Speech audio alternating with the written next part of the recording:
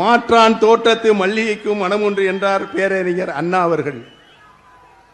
அவர்கள் அதனை அப்படியே ஏற்றி இன்று தாயன்புடன் என்னையும் தளபதி அவர்கள் என்னுடன் பயணித்த உடன்பிறப்புகளையும் அன்போடு அரவணைத்து பண்போடு பாசம் காட்டும் தந்தை பெரியாரின் சுயமரியாதையும் தன்மானத்தையும் பேரறிஞர் அண்ணாவின் அறிவையும் தெளிவையும் பெற்றுள்ள முத்தமிழ் அறிஞர் டாக்டர் கலைஞரின் தமிழ்மொழி பற்றையும் அரசியல் ஞானத்தையும் புரட்சி தலைவி அம்மா அவர்களுடைய விவேகத்தையும் ஒருங்கே பெற்றுள்ள திராவிட ஆட்சியின் நாயகர் கழக தலைவர் மாண்புமிகு தமிழ்நாடு முதலமைச்சர் தளபதி முத்துவேல் கருணாநிதி ஸ்டாலின் அவர்கள்தான் தமிழ்நாடு மட்டுமல்லாமல் இந்திய திருநாடை பாராட்டிக் கொண்டிருக்கிறது.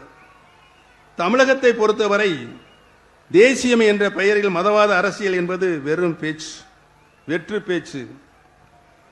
இன்று இங்கு எப்போதும் திராவிடமே நமர் உயிர் மூச்சு. நம்முடைய இந்த இணைப்பு சிலருக்கு வெறுப்பை தந்திருக்கிறது, சிலரது தூக்கத்தையும் கெடுத்திருக்கிறது. எதிரணியரின் வெற்றி வாய்ப்பை முற்றிலுமாக தடுத்ததற்கென்றால் அதன் மூல காரணமாக இருப்பவர் கண்ணுக்கெட்டிய தூரமேறி எதிரிகளே இல்லை என்ற சொல்லை நடைமுறைப்படுத்துகிறவர், பதறாத பண்பாளர், சிதறாத சிந்தனையாளர், கட்சியை மட்டுமல்ல ஆட்சியை வழிநடத்துவதிலும் சரி, தோழமை கட்சியினரை மாண்போடு நடத்துவதிலும் சரி, இவரை போல ஒரு பக்குவப்பட்ட தலைவர் இந்தியாவிலே இல்லை என்ற நிலை இன்றைக்கு ஏற்பட்டிருக்கிறது. கழக தலைவர் திராவிட தளபதி மாண்புமிகு தமிழ்நாடு முதலமைச்சர் அவர்களின் தலைமையை ஏற்று பயணிப்பதில் நான் உள்ளபடியே மற்றற்ற மகிழ்ச்சி கொள்கிறேன். எங்களை தாய் கழகத்துடன் இணைத்துக் கொண்டதில் பெருமையும் கொள்கிறோம்.